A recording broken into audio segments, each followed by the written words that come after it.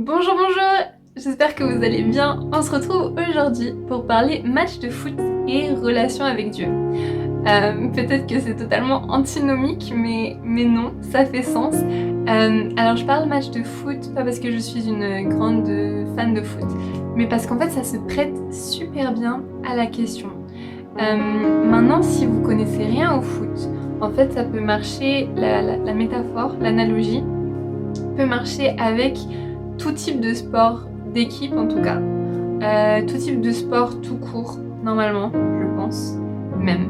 Mais c'est juste qu'en fait, je pensais foot parce qu'en ce moment, il y a la CAN qui a lieu.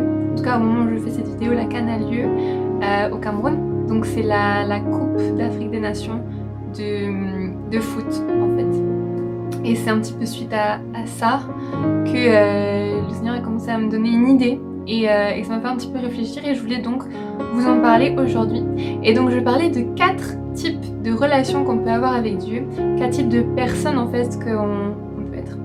Donc tout d'abord, il y a un cas de figure des personnes qui n'en ont rien à fiche du sport ou de la compétition, on va dire, qui s'en fichent des matchs, qui veulent pas savoir qui c'est qui joue, qui veulent pas savoir le résultat, qui veulent rien savoir, qui sont vraiment hostiles au match ou à quoi, ou alors qui juste s'intéressent pas forcément beaucoup plus que ça et qui vont pas faire des recherches ou qui vont rien faire pour savoir. Mais ce que je voulais dire par rapport à ça, ce sont donc des personnes qui ne veulent absolument pas connaître Dieu. Soit qui n'en ont jamais entendu parler, ça existe, soit qui refusent totalement, soit elles ont eu une mauvaise expérience par le passé, du coup ne veulent plus rien savoir, mais c'est juste des personnes qui sont fermées à Dieu ou alors qui ne le connaissent pas. Mais j'aimerais dire que dans ce cas-là, en fait, l'amour de Dieu pour elles ne change pas. Le fait que Dieu existe, ça change rien du tout en fait, qu'on y croit et qu'on n'y croit pas, Dieu reste Dieu. Et j'aimerais juste lire du coup ce verset dans une des lettres de Jean. C'est 1 Jean, chapitre 4, le verset 19, qui nous dit ceci. Quant à nous, nous aimons parce que Dieu nous a aimés le premier. Donc c'est-à-dire qu'on peut aimer Dieu parce que Dieu nous aime en premier en fait. Donc c'est-à-dire que l'amour de Dieu ne cesse pas pour nous, qu'on le connaisse ou non. Donc ça c'est le premier type de personnes. Le deuxième type de personnes, ce sont les personnes qui, connaissent un peu, s'intéressent un peu, mais genre vont pas forcément regarder le match, mais vont juste s'intéresser genre au résultat. Qu'elles vont garder le résultat à côté, qu'elles vont voir le résultat à la fin, que allez vas-y on va chercher un tout petit peu, mais aucune implication émotionnelle, pas beaucoup plus d'implication de soi en fait là-dedans. C'est ok, c'est intéressant, cool, de temps à autre je vais aller voir, mais je veux pas forcément en savoir beaucoup plus. Et donc ce sont des personnes qui connaissent Dieu, qui le connaissent de loin, ou qui peut-être l'ont connu de près, mais qui veulent rester un petit peu, qui veulent pas s'impliquer en fait, qui veulent pas se donner à lui, qui veulent rester en dehors de tout ça. Qui disent ok, je connais, si vraiment une fois j'ai rien à faire ou quoi, je vais m'intéresser, je vais aller prendre les choses qui m'intéressent et aller ailleurs. Et j'aimerais du coup qu'on lise une parole dans l'Ancien Testament, c'est Exode, le chapitre 20, le verset 18 et 19, qui nous dit ceci. Tout le peuple entendait le tonnerre et le son du corps, et voyait les éclairs et la fumée qui enveloppaient la montagne. À ce spectacle, ils se mirent tous à trembler de peur et ils se tinrent à distance. Ils dirent à Moïse, « Parle-nous toi-même et nous t'obéirons, mais que Dieu ne nous parle pas directement pour que nous ne mourions pas. » Donc ok, ici, un contexte tout à fait différent, mais en gros, c'est après qu'il y ait eu les 10 plaies d'Égypte, les 10 fléaux, que la mer Rouge se soit ouverte, que le peuple d'Israël soit sorti d'Égypte et qu'ils sont 40 ans dans le désert. Et c'est juste après que Dieu a donné en fait les 10 commandements à Moïse. Et donc Dieu veut parler au peuple directement, mais le peuple il flippe trop. Il est là non. Là on voit tout ça là, on voit les signes de Dieu et on a juste trop peur. Donc tu sais quoi, on veut pas que Dieu nous parle à chacun, mais on veut que toi tu ailles, que toi tu prennes les infos, que toi tu parles avec Dieu et ensuite tu nous transmets. Et donc c'est des circonstances particulières, c'est un contexte particulier, mais transposer ça peut être pareil en fait à nous. Genre on connaît Dieu, on sait que c'est bon, mais on veut pas nous aller vers lui. On veut pas en savoir plus, on veut pas s'impliquer plus. Et donc ce genre de personne veut juste se tenir à distance. Ça c'est le deuxième type de personne. Maintenant on arrive au troisième type de personne. C'est ceux qui regardent un match en différé ou en relais. Et pourquoi je dis ça? Pourquoi en relais? Parce que donc il y a cet été, il y avait la Coupe du Monde Et je suis en Suisse, je suis suisse. Et il y avait le match Suisse-France qui a eu lieu. Ce match, c'était un peu un match historique comme ça. Parce que si la Suisse gagnait, elle aurait jamais été aussi loin en fait dans une Coupe du Monde. C'était vraiment un jour historique. Et j'habite dans un immeuble avec des étudiants, des jeunes travailleurs et tout. Et en fait, au salon, on a une télévision. Et j'étais dans ma chambre tranquille le soir de ce match. J'avais pas forcément prévu de regarder et d'un coup j'entendais cris, j'entendais des gens crier, rire et tout. Et je me dis, oh, je pense qu'ils sont en train de regarder le match, pourquoi ne pas aller les rejoindre? Et donc avec une autre amie, on est descendu.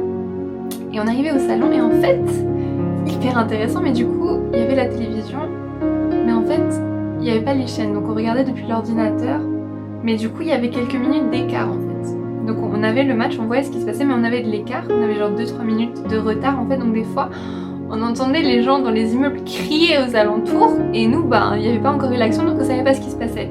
Donc certains criaient aux gens, aux voisins, demandaient ouais, qu'est-ce qui s'est passé, est-ce qu'il y a but, est-ce qu'il n'y a pas but, tout ça. Et donc pour moi, ça s'est regarder un match en relais en fait, en différé. Et donc c'est-à-dire qu'on est là, on est impliqué, on regarde, mais on n'a pas forcément nous les infos. On va demander à quelqu'un d'autre les infos, on va demander à quelqu'un d'autre les infos, on va demander à quelqu'un d'autre ce qui se passe, on va demander à quelqu'un d'autre ce que Dieu dit. C'est-à-dire que je m'intéresse, je suis là, je regarde, je m'implique émotionnellement en quelque sorte, je m'implique spirituellement en quelque sorte, mais je reste en retrait. Je regarde même par après, ou je m'y donne pas à 100% en fait. C'est-à-dire que oui, je m'intéresse, oui, je vais demander, mais je vais pas moi-même forcément aller chercher plus loin en fait.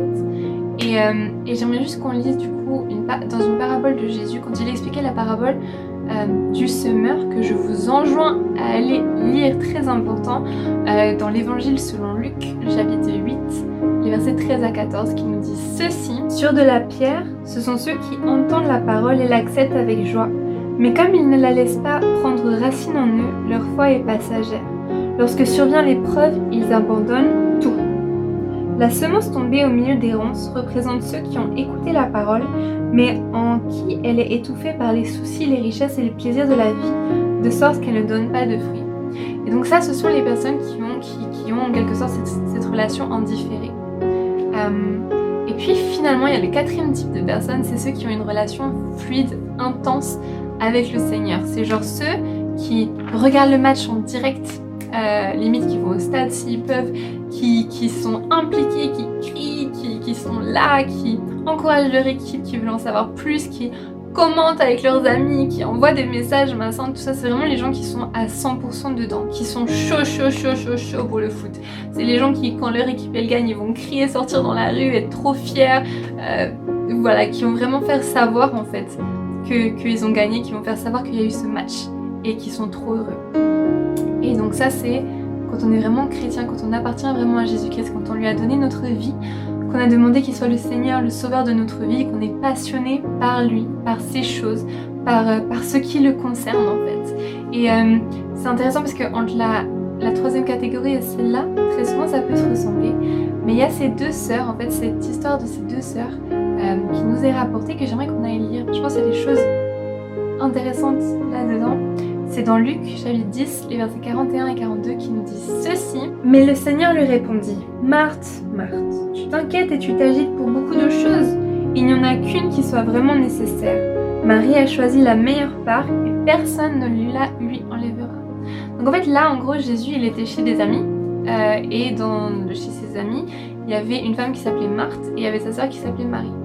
Et Jésus, il est là et il y a Marie qui est assise vers lui et qui écoute ce qu'il raconte.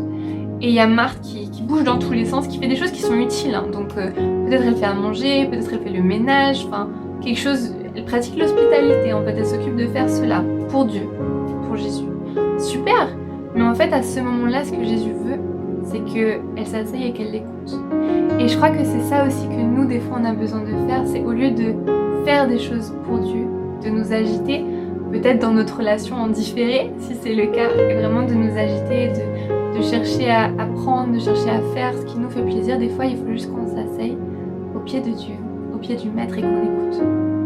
Et ça, on a besoin si on veut avoir une relation qui soit fluide, si on veut avoir une relation qui soit vraiment bonne avec Dieu, c'est de prendre le temps de l'écouter en fait, de prendre du temps de passer avec Dieu, de prendre du temps avec lui, de pas juste s'informer ou de prendre les bénédictions qu'il peut nous donner, de pas juste aller vers lui et demander aux autres ce que Dieu leur dit, mais vraiment soi-même de cultiver l'intimité avec Dieu, de soi-même cultiver notre relation avec Dieu.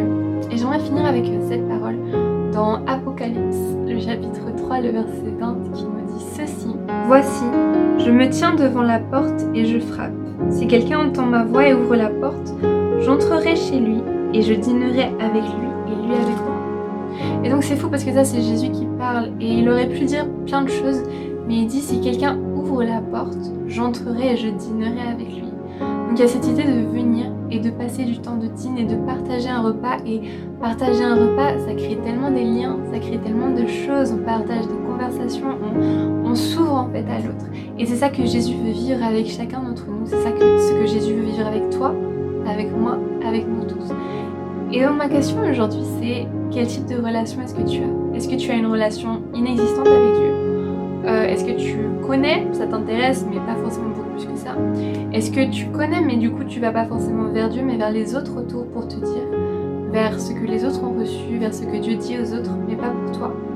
Ou est-ce que toi tu es proche de Dieu et tu cherches à cultiver, tu cultives cette relation avec lui? Et je t'encourage vraiment à être ce type de personne qui court après Dieu, ce type de personne qui a faim et soif de Dieu.